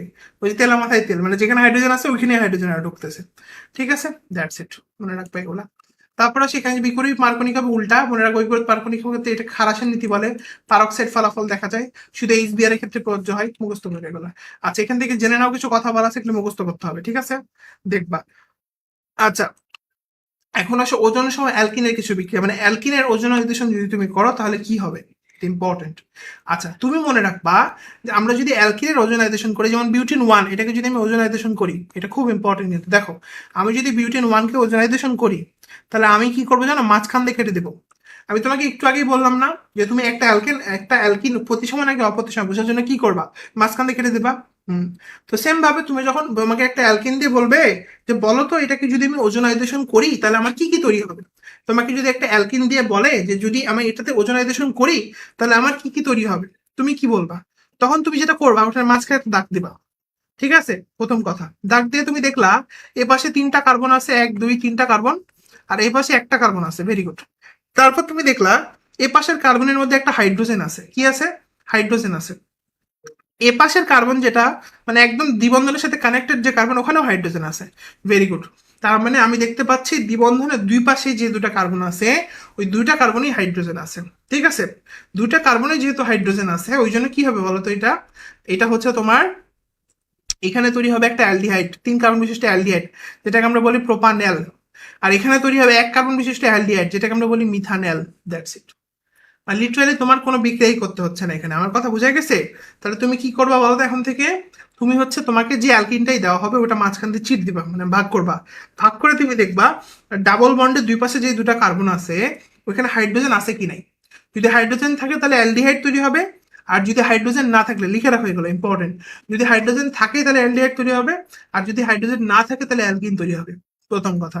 দ্বিতীয় কথা হচ্ছে এখন কত কার্বন বিশিষ্ট হবে, সোজা কথা, যতগুলো কার্বন ওখানে আছে। যেমন তুমি দেখো এখানে বিউটিন 2, তুমি যদি খেয়াল করো মাঝখানে একটা চিট দাও, তাহলে দেখো এখানে সে 2 কার্বন আছে, দাও 2 কার্বন লেখো। এখানে কয় কার্বন? 2 কার্বন লেখো। তুমি দেখো তো এই কার্বনটা আর এই কার্বনটাতে হাইড্রোজেন ছিল কিনা, ওই যে হাইড্রোজেন, এই যে হাইড্রোজেন দেখা যাচ্ছে। তাহলে এখানে একটা 2 কার্বন বিশিষ্ট অ্যালডিহাইড তৈরি হবে, এখানে একটা 2 কার্বন বিশিষ্ট অ্যালডিহাইড তৈরি হবে, মানে এখানে একটা ইথানল তৈরি হবে, এখানে একটা ইথানল তৈরি হবে। ওই যে দেখো 2 মোল ইথানল তৈরি করছে। দেখছো সেম ভাবে এটাও 2 মিথাইল প্রোপিন যদি মাঝখানে ছিঁড়ে দাও তাহলে কি হবে, এ পাশে একটা এ পাশে একটা, দেখতে পাচ্ছ? তাহলে এই পাশের কার্বনটাতে কিন্তু হাইড্রোজেন আছে, তাহলে এই পাশে একটা কার্বন, এই পাশে একটা দুইটা তিনটা কার্বন হয়েছে। এই পাশের কার্বনটাতে হাইড্রোজেন আছে, তার মানে এখানে এক কার্বন বিশিষ্ট একটা হাইড্রোজেন থাকা মানে অ্যালডিহাইড তৈরি হবে। মনে রাখবা হাইড্রোজেন থাকা মানেই অ্যালডিহাইড তৈরি হবে। কি তৈরি হবে? অ্যালডিহাইড তৈরি হবে। খুবই খুবই খুব ইম্পর্টেন্ট, হাইড্রোজেন থাকা মানেই অ্যালডিহাইড তৈরি হবে। ঠিক আছে? আচ্ছা, তো অ্যালডিহাইড তৈরি হবে মানে প্রোপান এক মানে কি মিথানল তৈরি হলো। আর বাকি যে 3 কার্বন আছে এখানে কিন্তু হাইড্রোজেন নাই, দেখছো? এখানে খেয়াল করে এই কার্বনের সাথে কিন্তু হাইড্রোজেন লেগে নাই, তাহলে এখানে প্রোপানন হবে। ঠিক আছে, তাহলে এগুলো দেখবা আর কি। তারপর আসে এখানে যে দেখছো এটা অপ্রতিসম অ্যালকিন, এটা কিন্তু মেডিকেল আসছিল, বক্স এমসিকিউটাই আসছিল হুবহু। মাঝখানে চির দিবা, মাঝখানে এই যে একই রকম লাগে তাহলে এটা প্রতিসম, মাঝখানে চির দিবা এই আলাদা লাগে তাহলে এটা এটা এটা এটা কি, সরি এটা অপ্রতিসম। মাঝখানে চির দিলে একই রকম লাগে না, তাহলে এটা হবে না। মাঝখানে চির দিলে একই রকম লাগে না, তাহলে এটাও হবে না। আনসার হচ্ছে বি নাম্বারটা। ঠিক আছে, অ্যালকাইনে পানি সংযোজন মুখস্থ করবা। কত, এই যে এটা পরীক্ষাতে আসে, কত পার্সেন্ট সালফিরাস ইয়ে নিব, মানে মার্কিউরাস সালফেট নিব 2%, আর 20% কি নিব সালফিউরিক অ্যাসিড, মুখস্থ করতে হবে। অ্যালকাইনে পানি সংযোজনের ক্ষেত্রে কি হয়, কত তাপমাত্রা লাগে, 60 থেকে 75। আচ্ছা, এটা খুব আসে পরীক্ষাতে, যে ইথাইনে যদি আমি পানি সংযোজন করি, মনোযোগ দিয়ে শোনো, মনোযোগ দিয়ে শোনো, ইথাইনে যদি আমি পানি সংযোজন করি তাহলে কি তৈরি হবে? আনসার হচ্ছে ইথাইনে যদি আমি পানি সংযোজন করি তাহলে তৈরি হবে ইথানঅ্যালডিহাইড, দেখো, বা অ্যাসিটালডিহাইড যেটাকে আমরা বলি। ঠিক আছে? হ্যাঁ, কিন্তু আমি যদি প্রোপাইনে পানি সংযোজন করি তাহলে কি তৈরি হবে? তাহলে তৈরি হবে প্রোপানন। তাহলে আমি যদি ইথানলে পানি সংযোজন করি তাহলে কি তৈরি হবে? আনসার হচ্ছে অ্যাসিটালডিহাইড। কিন্তু যদি আমি ওই ইথানল বাদে দুনিয়ার অন্য কোনো অ্যালডিহাইডে পানি সংযোজন করি, আমি যদি ইথানল বাদে দুনিয়ার অন্য কোনো অ্যালডিহাইডে পানি সংযোজন করি তাহলে কি তৈরি হবে? কিটোন তৈরি হবে আর কি। ঠিক আছে? আচ্ছা, অ্যালকাইন দিয়ে কার্বক্সিলিক অ্যাসিড দেখবা, এটা হচ্ছে প্রোব টুল ইউজ করা হয়, দেখবা এগুলো মোটামুটি পড়ো, মোটামুটি ইম্পর্টেন্ট। আচ্ছা, সেম ভাবে অ্যালকাইনে কি বলতো ওজন সংযোজন, তাহলে আমি একটু আগে দেখলাম অ্যালকিনে ওজন সংযোজন, এখন আমরা দেখবো অ্যালকাইনে ওজন সংযোজন। আমরা অ্যালকাইনে কেমনে ওজন সংযোজন করতে পারি, এটা খুব ইম্পর্টেন্ট। ঠিক আছে, ওই একই কথাই আর কি, আমি একটু আগে বললাম না তোমাকে যে দ্বিবন্ধনের ওখানে যদি আমি কি দেখি বলতো, যদি আমি তোমার হাইড্রোজেন দেখি তাহলে অ্যালডিহাইড বলছিলাম না, আর যদি হাইড্রোজেন না দেখি তাহলে কি বলতো, কিটন। আচ্ছা, কিন্তু এখানে একটা গ্যাঞ্জাম আছে। গ্যাঞ্জামটা হচ্ছে যে এই দ্বিবন্ধনের এখানে ত্রিবন্ধন, এখানে খেয়াল করো, এখানে ত্রিবন্ধন, ত্রিবন্ধনের এখানে তুমি কি মাঝখানে চিট দিবা, এ পাশে একটা অ্যাসিড বানাই দিবা, এ পাশে একটা অ্যাসিড বানাই দিবা, শেষ। তাহলে এই পাশে 1 কার্বন বিশিষ্ট অ্যাসিডের নাম কি? Formic acid. আর এই পাশে 3 কার্বন বিশিষ্ট অ্যাসিডের নাম কি? Propanoic acid. আবার এখানে একটা চিট দিবা, এখানে 2 কার্বন বিশিষ্ট, এটা একটা অ্যাসিড, ইথানোইক অ্যাসিড। এইটা 2 কার্বন বিশিষ্ট, এটা একটা অ্যাসিড, আর একটা ইথানোইক অ্যাসিড, মানে 2 মোল ইথানোইক অ্যাসিড। বুঝাই গেছে? তারা যদি তোমাকে একটা অ্যালকাইন দিয়ে বলে এটাকে ওজোনাইজেশন করলে কি পাবা, তুমি বলবো মাঝখানে ছিটে দিয়ে আপনি অ্যাসিড বানিয়ে ছেড়ে দেন, শেষ। বোঝা গেছে? আর বেঞ্জিনটা তো মনে আছে না, চোচো বলছিলাম না, চোচো, ওটা তো অনেক আগেকার। আচ্ছা, গেছে এগুলো, তাহলে এগুলো দেখবে এখান থেকে। আর এখান থেকে হচ্ছে এই যে এটা খুব ইম্পর্টেন্ট, খুবই আসে পরীক্ষাতে, যে ফর্মালডিহাইডে 40% দ্রবণ ফরমালিনকে গাঢ় অ্যামোনিয়ার সাথে উত্তপ্ত করলে হেক্সামিথিলিন টেট্রামিন তৈরি হবে, যেটাকে আমরা বলি হেক্সামিন বা ইউট্রোপিনও বলে। হ্যাঁ, বাত জ্বর বা প্রস্রাবের থলিতে ইউজ করা হয়। ঠিক আছে, ওষুধ হিসেবে দেখবা। রিগনার বিকারক সহ প্রক্রিয়া, পরীক্ষাতে কোটি কোটি বার এই জিনিস আসছে, রিগনার বিকারক সহ বিক্রিয়া খুবই গুরুত্বপূর্ণ, এটা মনে রাখবা। শোনো, এই যে এইটুকু মেডিকেলে অনেকবার আসছে, কিন্তু এগুলো কিন্তু প্রচন্ড প্রচন্ড প্রচন্ড গুরুত্ব, এই এক্সামিনের সংকেতটা সহ দেখিও কিন্তু এগুলো কিন্তু লাগে। আচ্ছা, তুমি মনে রাখবা, তুমি যদি গ্রিকনাট বিকারকের সাথে, এই যে এটা গ্রিকনাট বিকারক CH3 MgBr মানে কি মিথাইল ম্যাগনেসিয়াম হ্যালাইড, তাই না? তো এখন তুমি যদি এর সাথে মিথানল দাও, কি বলছি বাবা, তুমি যদি গ্রিকনাট বিকারকের সাথে মিথানল দাও, বুঝো, মানে ফর্মালডিহাইড দাও, গ্রিকনাট বিকারকের সাথে তুমি যদি ফর্মালডিহাইড দাও, ঠিক আছে, তাহলে কি তৈরি হবে জানো? 1 ডিগ্রি অ্যালকোহল তৈরি হবে। কি তৈরি হবে? 1 ডিগ্রি অ্যালকোহল। তুমি যদি গ্রিকনাট বিকারকের সাথে মিথানল বাদে অন্য কোনো অ্যালডিহাইড দাও তাহলে তৈরি হবে 2 ডিগ্রি অ্যালকোহল। তুমি যদি গ্রিকনাট বিকারকের সাথে কোনো অ্যালডিহাইড না দিয়ে কিটন দাও তাহলে তৈরি হবে 3 ডিগ্রি অ্যালকোহল। মনে থাকবে? এটা খুব ইম্পর্টেন্ট কিন্তু। তাহলে কি বললাম, আমি যদি গ্রিকনাট বিকারকের সাথে ফর্মালডিহাইড দিই তাহলে তৈরি হবে 1 ডিগ্রি অ্যালকোহল। আমি যদি গ্রিকনাট বিকারকের সাথে ফর্মালডিহাইড বাদে অন্য কোনো অ্যালডিহাইড দিই, এটা বুঝার কি বলবো, এখানে দেখাই তো দিলাম, মনে রাখতে হবে আর কি। ফর্মালডিহাইড বাদে অন্য কোনো অ্যালডিহাইড দিই তাহলে কি তৈরি হবে বলতো? 2 ডিগ্রি অ্যালকোহল। আমি যদি গ্রিকনাট বিকারকের সাথে কি দিই, আমি যদি গীতার বিকারক সাথে কিটোন দিই তাহলে তৈরি হবে 3 ডিগ্রি অ্যালকোহল। এই 3টা জিনিস লাগবে, খুব ইম্পর্টেন্ট। আচ্ছা, তারপরে অ্যালডোল ঘনীভবন, এটা পরীক্ষাতে আসে। আচ্ছা, এখন আসো 2টা জিনিস আমরা একটু বলে দিই, একটা হচ্ছে অ্যালডোল ঘনীভবন আর একটা হচ্ছে ক্যানিজারো। কি জিনিস এগুলো, কি কাজে লাগে? আচ্ছা, এখানে ব্যাপারটা হচ্ছে যে অ্যালডোল ঘনীভবনের ক্ষেত্রে মনে রাখতে হবে যে আলফা হাইড্রোজেন যদি কোনো যৌগের ক্ষেত্রে থাকে তাহলে অ্যালডোল ঘনীভবন বিক্রিয়া দেখাবে, আর আলফা হাইড্রোজেন যদি না থাকে তাহলে কি দেখাবে, ক্যানিজারো বিক্রিয়া থাকবে। এখন নেক্সট কোশ্চেনে আসে যে আলফা হাইড্রোজেন কোথায় থাকবে, বা আলফা হাইড্রোজেন কি, এটা তো আমি চিনি না। আচ্ছা, এটা চেনার একটা সহজ বুদ্ধি হচ্ছে, আমি তোমাকে বলে দিই।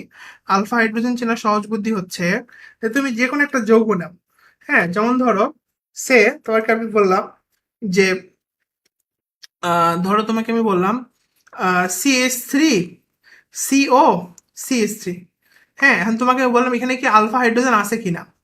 মনে রাখতে হবে এই যৌগটার মধ্যে, ভালো করে খেয়াল করো, এই যৌগটার মধ্যে এই যে কীটন মূলকটা আছে না, এটাকে বলি কার্যকরী মূলক। তাহলে যে কোনো যৌগের মধ্যে কার্যকরী মূলক কোনটা বলো তো, সিও, যেটা কীটন, ওটা কিন্তু কার্যকরী মূলক, রাইট? কার্যকরী মূলকের সাথে যে কার্বনটা লেগে থাকবে, এই কার্বনটাকে আমরা কি বলবো, এই কার্বনটাকে আমরা বলবো আলফা কার্বন। তাহলে কার্যকরী মূলকের সাথে যে কার্বনটা লেগে থাকবে সেই কার্বনটাকে আমরা কি বলবো, আলফা কার্বন। তাহলে কার্যকরী মূলকের সাথে যে কার্বনটা লেগে থাকে সেই কার্বনকে আমরা কি বলি, আলফা কার্বন। এখন আলফা কার্বনের সাথে যে হাইড্রোজেন থাকবে তাকে আমি বলবো আলফা হাইড্রোজেন। দেখো, কার্যকরী মূলকের সাথে আমি একটা কার্বন পাইছি, এটাকে বলবো আলফা কার্বন। এর সাথে যে হাইড্রোজেনটা লেগে আছে এই যে আলফা হাইড্রোজেন। তার মানে এই যে CH3CO CH3, এখানে আলফা কার্বনও আছে, আলফা হাইড্রোজেনও আছে।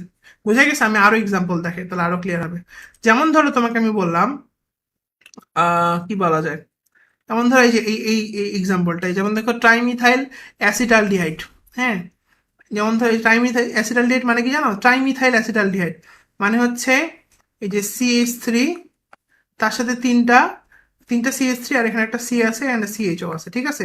তুমি খেয়াল করো তো, এখানে অ্যালডিহাইডের সাথে যে কার্বনটা লেগে আছে, অ্যালডিহাইড কি এটা কার্যকরীমূলক না? হ্যাঁ, এখানে যে অ্যালডিহাইড লেগে আছে ওটা কার্যকরীমূলক না? ডেফিনেটলি। মানে অ্যালডিহাইডের সাথে যে কার্যকরীমূলকটা লেগে আছে, মানে অ্যালডিহাইডের সাথে যে কার্বনটা লেগে আছে ওটাই কি, আলফা কার্বন। তার মানে এটা হচ্ছে আলফা কার্বন। কিন্তু মজার বিষয়, এই আলফা কার্বনের সাথে কোনো হাইড্রোজেন খুঁজে পাওয়া যাচ্ছে না। তিনটা, দেখো কার্বনের হাত কয়টা ফাঁকা, তিনটাতে কি বসে আছে, তিনটা মিথাইল বসে আছে। তার মানে এই কার্বনটাতে কি আছে বলতো, এই কার্বনটাতে আমার আলফা হাইড্রোজেন আছে, সরি আলফা কার্বন আছে, তবে আলফা হাইড্রোজেন কিন্তু সেখানে নাই। তো আলফা হাইড্রোজেন যদি না থাকে তাহলে কিন্তু কি দেবে না বলতো, অ্যালডোল ঘনীভবন দিবে না। তখন কি দিতে হবে, তখন ক্যানিজারো বিক্রিয়া দিবে। তখন কি দিবে, ক্যানিজারো বিক্রিয়া দিবে। আমি বুঝাতে পারছি? কোনো যৌগের মধ্যে যদি আলফা হাইড্রোজেন থাকে তাহলে অ্যালডোল ঘনীভবন দিবে, আর কোনো যৌগের মধ্যে যদি আলফা হাইড্রোজেন না থাকে তাহলে ক্যানিজারো বিক্রিয়া দিবে। ক্লিয়ার? আচ্ছা, আরেকটা দেখো, যেমন ধরো তোমাকে আমি বলি এই যে এটা অনেকবার আসছে, মেডিকেলেও আসছে, HCHO, এটা কি, এখানে একটা অ্যালডিহাইড মূলক আছে না, অ্যালডিহাইডের সাথে কার্বন কই, কার্বনই তো নাই। দেখো অনেকে বলবো হাইড্রোজেন তো আছে না। শোনো, প্রথম কথা হচ্ছে কার্বন থাকতে হবে, মানে কার্যকরী মূলকের সাথে কার্বন লেগে থাকতে হবে। ওই কার্বনটার সাথে যদি হাইড্রোজেন থাকে তাহলে বলবো আলফা হাইড্রোজেন আছে। আমি ফর্মালডিহাইডের ক্ষেত্রে দেখতে পাচ্ছি কি বলতো, আমি অন স্ক্রিন লিখি, এই যে HCHO, আমি এখানে দেখতে পাচ্ছি CHO আছে, কিন্তু এই মানে কার্বন তো নাই। কার্বন না থাকলে হাইড্রোজেনের কোনো দাম নাই। তার মানে আলফা কার্বন নেই, সো আলফা হাইড্রোজেনও নাই। তার মানে এটা অ্যালডোল ঘনীভবন দিবে না। আতে আলফা কার্বন, আতে আলডোল ঘনীভবন, মানে মিল আছে না? হ্যাঁ, অ্যালডোল ঘনীভবন আলফা কার্বন থাকলেই দিবে, আলফা কার্বন না থাকলে অ্যালডোল ঘনীভবন দিবে না। খুব ইম্পর্টেন্ট, ঠিক আছে? আচ্ছা, এখন অনেকের প্রশ্ন আসতে পারে, বুঝলাম তো আলফা দুইটা বিক্রিয়া আছে, একটা হচ্ছে অ্যালডোল ঘনীভবন বিক্রিয়া আর একটা হচ্ছে ক্যানিজারো বিক্রিয়া, কিন্তু এই অ্যালডোল ঘনীভবন বিক্রিয়াতে কি হয় আর এই ক্যানিজারো বিক্রিয়াতে কি হয়? আসো এটা একটু বলে দিই। মনে রাখবা, অ্যালডোল ঘনীভবন বিক্রিয়াতে কি হয় জানো, এখানে তোমার অ্যালডোল তৈরি হয়, মানে ইথানল, আর দেখো একটা অ্যাসিটালডিহাইড, মানে বলছে অ্যালডোল ঘনীভবন বিক্রিয়ার ক্ষেত্রে মেইনলি তোমার কি তৈরি হয় বলো তো, একটা অ্যালডল তৈরি হয়, ঠিক আছে? একটা কি তৈরি হয়, মানে একটা যৌগ তৈরি হয় যেটার মধ্যে অ্যালকোহলও থাকে আবার অ্যালডিহাইডও থাকে, ঠিক আছে? কিন্তু বিশেষ করে বেশি ইম্পর্টেন্ট এই ক্যানিজারো রিয়াকশনটা। ক্যানিজারো বিক্রিয়ার ক্ষেত্রে কি হয় জানো, দেখো একবার জারণ হয়, বিজারণ হয়, আর একবার জারণ হয়। মানে তুমি যদি ফর্মালডিহাইড দাও তাহলে একবার মিথানল তৈরি হবে, আরেকবার ফর্মালডিহাইডের অ্যাসিড তৈরি হবে, মানে অ্যাসিডকে জারিত, এই যে অ্যালডিহাইডকে জারিত করলে আমরা কি পাবো, অ্যাসিড, তাই পাইছি অ্যাসিড। আবার তাহলে বুঝে গেছে, আরেকবার আমি বিজারিত করলে কি পাবো, অ্যালকোহল, এখানে অ্যালকোহল। বুঝে গেছে? তাহলে আমি যদি ফর্মালডিহাইড দেই, মানে HCHO দেই, মানে ক্যানিজের রিয়াকশনের বেসিকটাই হচ্ছে এখানে জারণও হয় বিজারণ হয়, জারণ হয় বিজারণ হয়, ঠিক আছে? তো মনে রাখতে হবে ক্যানিজের বিক্রিয়ার ক্ষেত্রে কি হয়, জারণ বিজারণ হয়। কি হয়, জারণ বিজারণ হয়। মানে একবার জারণ হয়, তাহলে যদি ফর্মালডিহাইড জারিত করে তাহলে কি হবে, অ্যাসিড হবে, ফর্মিক অ্যাসিড। আর ফর্মালডিহাইড বিজারিত করলে কি হবে, অ্যাসিডকে বিজারিত করলে কি হয়, অ্যালকোহল হয়। 1 ডিগ্রি অ্যাসিডকে বিজারিত করলে কি হয়, অ্যালকোহল হয়। অ্যাসিডকে জারিত করলে কি হয়, অ্যালডিহাইড হয়। সরি, কি বলতেছি, অ্যালডিহাইডকে জারিত করলে কি হয়, অ্যালডিহাইডকে জারিত করলে, আমি লিখে দিই খালি, এটা মুখে বলতে গেলে খালি আমারও প্যাস লাগে। দেখো, এটা মুখে না বলে এইভাবে, এই যে তুমি যদি অ্যালডিহাইড পাও, ওই অ্যালডিহাইডকে তুমি যদি জারিত করো তাহলে তৈরি হবে তোমার অ্যাসিড। আর অ্যালডিহাইডকে তুমি যদি বিজারিত করো তাহলে তৈরি হবে তোমার কি বলতো, অ্যালকোহল। এটাই হয় কেনিজের বিক্রিয়াতে, ঠিক আছে? একবার অ্যালকোহল তৈরি হয়, মানে ওই রিয়াকশনে অ্যালকোহলও তৈরি হয়, অ্যাসিডও তৈরি হয়, জারণও হয়, বিজারণও হয়। ভেরি ভেরি ইম্পর্টেন্ট, ঠিক আছে? দুইটাই মনে রাখতে হবে। আচ্ছা, আশা করা যাচ্ছে এটা কিন্তু ক্লিয়ার, ঠিক আছে? ওকে, নেক্সট আসে এখান থেকে আমরা যেটা দেখবো সেটা হচ্ছে, তাহলে এগুলো পড়বা এখান থেকে। আরেকটা কথা একটু বলে দিই, হ্যাঁ, এই যেগুলো মুখস্থ করি 50% সোডিয়াম হাইড্রোক্সাইড 20 থেকে 30 এগুলো আসে। আচ্ছা, মনে রাখবে অ্যালডোল অনেকগুলো অনেকগুলো আছে না, কেন যারা তো আছে না, তুমি রাখবা অ্যালডোলের ক্ষেত্রে লঘু লাগবে, লঘু লঘু লঘু, আর এটাতে গাঢ় হবে তাহলে। আর মনে রাখবা অ্যালডোলে তাহলে আতে মানে অম্লধর্মী। আর ক্যানি জারোতে জতে কি বলো, জারণ বিজারণ হয় আর কি, অসামঞ্জস্য বিক্রিয়া, ঠিক আছে? এগুলো দেখবা, এগুলো খুব ইম্পর্টেন্ট। আচ্ছা, আর পরীক্ষাতে সবচেয়ে বেশি যে প্রশ্নটা আসে সেটা হচ্ছে নিচের কোন যৌগটা অ্যালডোল ঘনীভবন বিক্রিয়া দিবে নাকি দিবে না, নিচের কোন বিক্রিয়াটা, সরি, যৌগটা ক্যানিজার বিক্রিয়া দিবে নাকি দিবে না। বুঝে গেছে? আমরা এখানে দেখবো কি আলফা কার্বন আছে কিনা। আচ্ছা, প্রতিস্থাপন বিক্রিয়া পড়বা, এগুলা প্রতিস্থাপন বিক্রিয়ার বৈশিষ্ট্যগুলো দেখতে হবে, মোটামুটি ইম্পর্টেন্ট আছে। আচ্ছা, প্রতিস্থাপন বিক্রিয়ার ক্ষেত্রে আমাদের দুইটা জিনিস এখানে জানতে হয়, খুব আসে পরীক্ষাতে। একটা হচ্ছে SN1, একটা হচ্ছে SN2। SN1 একটা SN2, একদম সোজা আমি তোমাকে পড়াই দিয়েছিলাম না দোলনার স্থিতি, ওখানে কি বলছিলাম, SN2, মানে 1 2 3, 1 degree greater than 2 degree greater than 3 degree, কি এটা হচ্ছে স্থায়িত্ব ক্রম। তাহলে উল্টা কি হবে, সক্রিয়তার ক্রম। আচ্ছা, এখন আসে এখানে এই কথাগুলোই বলা আছে, হ্যাঁ, তুমি হচ্ছে এটা ইয়া থেকে পড়ে ফেলতে পারো চাইলে, আমাদের এই যে ওইখানে বলা ছিল এগুলো। আচ্ছা, হ্যালাইডের ক্রম এগুলো দেখবা। হ্যালাইডের ক্রম হচ্ছে এই যে HF, HCl, HBr, হ্যাঁ। মনে রাখবা হ্যালাইডের বন্ধন বিয়োজন এলথালপি আর মেরু প্রবণতার ক্রম, এই দুটা ক্রম হচ্ছে এইটা, ঠিক আছে? বাকি সব ক্রম এগুলো হবে, ঠিক আছে? মানে এখানে হচ্ছে যতগুলো তোমার বই ক্রম আছে সবগুলো এখানে বলে দেওয়া আছে, ঠিক আছে? মনে রাখবা, তোমাকে যদি বলে হ্যালাইডের বন্ধন বিয়োজন ক্রম কোনটা বা মেরু প্রবণতার ক্রম কোনটা, তাহলে এগুলো আনসার হবে, বাকি যাই বলবে এটা হবে। হ্যালোজেনের ক্ষেত্রেও সেম, হ্যাঁ। মনে রাখবা, ভ্যান্ডাবল বল বলুক, পারমাণবিক ব্যাসার্ধ বলুক, গলনাঙ্ক বলুক, তখন আনসার হবে এটা। আর বাকি যা বলবে সব এগুলা, ঠিক আছে? তবে ইলেকট্রন আসক্তির ক্রম যদি বলে তখন কিন্তু ক্লোরিন ফ্লোরিন ব্রোমিন আর এটা আমি পড়াবো একটু পরে। ইলেকট্রোফাইল নিউক্লিওফাইল আমি এগুলো বলছি, অ্যালডনও বলছি। আচ্ছা, SN1 আসো। SN1 মনে রাখবো, 1 মানে ভালো স্টুডেন্ট, এক রোল, ঠিক আছে? এই জন্য প্রথম ক্রম বিক্রিয়া, হ্যাঁ, এক রোল, 2 ধাপে পড়াশোনা করে, তাই না? একবার পরে একবার রিভিশন দেয়।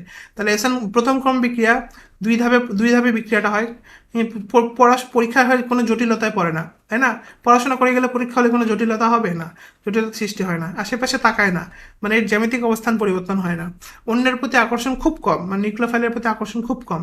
আর পোলার বেশি হয়, মানে পুরস্কারের আগ্রহ বাড়ে আর কি, মানে পোলার মানে বুঝো না, যে 3 ডিগ্রিতে বেশি হয় আর কি, ওই জন্য পোলার বেশি হয়, ঠিক আছে? আর মোনস্ট্রিট লাউরি বা লুইস অ্যাসিডের ক্ষেত্রে এদের কার্যকারিতা আরো বাড়ে, এদের কার্যকারিতা কি হয় বলতো, বাড়ে। তুমি এইভাবে চাইলে কিন্তু কি মনে রাখতে পারো বলতো, তুমি কিন্তু ইয়েটা মনে রাখতে পারো, কি বলো এটাকে, SN1 বিক্রিয়ার যে বৈশিষ্ট্যগুলো সেগুলো কিন্তু মনে রাখতে পারো, ঠিক আছে? এটা কিন্তু গেল এখান থেকে। তার মানে আমরা SN1-এর যে ইয়াগুলা, এটা কিন্তু দেখবো ভালো করে, বিশেষ করে 3 degree greater than 2 degree greater than কি বলতো 1 ডিগ্রি, হ্যাঁ। তোমাকে পরীক্ষায় কিন্তু যৌগ দিয়ে বলতে পারে, কি বলতে পারে জানো, বলবে নিচের কোন যৌগটা SN1 বিক্রিয়া দেয়, নিচের কোনটা, মানে এই যৌগটা কি বিক্রিয়া দিবে। তুমি ভালো করে খেয়াল করবা, যে যৌগগুলো 3 ডিগ্রি হবে সেগুলো কিন্তু কি দিবে বলো তো, SN1 দিবে। কিন্তু যেগুলো 1 ডিগ্রি হবে সেগুলো কি দিবে, SN2 দিবে, ঠিক আছে? এটা খুব ইম্পর্টেন্ট। আচ্ছা, তাহলে এটা গেল, এটা কি SN1 SN2 এগুলো কি, SN এই কথাটার মানে কি খেয়াল করো, SN এই কথাটার মানে কি, মানে N তে হচ্ছে নিউক্লিওফিলিক, S তে হচ্ছে সাবস্টিটিউশন, ঠিক আছে? নিউক্লিওফিলিক প্রতিস্থাপন, বুঝে গেছে? আচ্ছা, এটাকে বলে নিউক্লিওফিলিক প্রতিস্থাপন, বাংলা অনেকে জানানো হয়তো বা, হ্যাঁ প্রেস লেগে যায় তখন, এটা একটু জেনে রাখবা, ঠিক আছে। আচ্ছা গেল তাহলে এগুলা। এখন আসো নিচে এখান থেকে। আচ্ছা, পরীক্ষাতে প্রচন্ড যে জিনিসটা টপিকটা আসে সেটা হচ্ছে কি বলতো, অর্থব্যয় নির্দেশক। প্রচন্ড প্রচন্ড প্রচন্ড গুরুত্বপূর্ণ অর্থব্যয় নির্দেশক, খুব ভালো করে মনে রাখতে হবে। মনে রাখতে হবে অর্থব্যয় নির্দেশক, মেধা নির্দেশক পরীক্ষাতে আসবেই, ঠিক আছে, আসবেই। ভালো করে মনে, একটা পড়তে হয় অর্থব্যয় বা মেটা, আমি বলি মেটা মানে মোটা, এটাই মনে রাখবা, ঠিক আছে। যে যৌগগুলো দেখতে মোটা মোটা, যেমন CRR এটা দেখতে মোটা, CRR এটাও দেখতে মোটা, SO3H এটাও মোটা, আবার CHO এটাও মোটা, আর মনে রাখবা সবগুলো মোটা, আর ব্যতিক্রম হচ্ছে দুইটা, একটা হচ্ছে NO2 আর একটা হচ্ছে সায়ানাইড। এই দুটা কি বলতো ব্যতিক্রম, এই দুটাও কি বলতো, এই দুটা হচ্ছে মেটা নির্দেশক। তার মানে মনে রাখবা মেটা মানে মোটা, মোটা যৌগগুলো যেগুলো আছে একটু মুখস্থ টাইপ মনে রাখতে হবে, ঠিক আছে। CRR CH মানে যেগুলো মোটা, SO3H এগুলো দেখতে মোটা লাগে না, হ্যাঁ। তারপর CHO, তাই না, হ্যাঁ। এবং মনে রাখবা NO2 আর CN এগুলো মোটা না হইলেও কিন্তু ব্যতিক্রম, মেটা নির্দেশক প্রচন্ড গুরুত্বপূর্ণ, মেটা নির্দেশক পরীক্ষাতে আসে, ঠিক আছে। আচ্ছা আরেকটু কথা বলে দিই, অর্থব্যয় নির্দেশক কি করে জানো, ইলেকট্রনের ঘনত্ব বৃদ্ধি করে, যৌগটাকে সক্রিয় করে। আর মেটা নির্দেশক কি করে বলতো, যৌগটাকে একটু নিষ্ক্রিয় করে ফেলে। কিন্তু একটা ব্যতিক্রম আছে, অর্থব্যয় নির্দেশক নর্মালি কি করে, যৌগকে সক্রিয় করে, কিন্তু ক্লোরিন অর্থব্যয় নির্দেশক হওয়া সত্ত্বেও কি করে বলতো, যৌগকে নিষ্ক্রিয় করে, এটা মনে রাখ ভালো করে। বা হ্যালোজেন গুলো, মেইনলি ক্লোরিনই আর কি, ঠিক আছে। আচ্ছা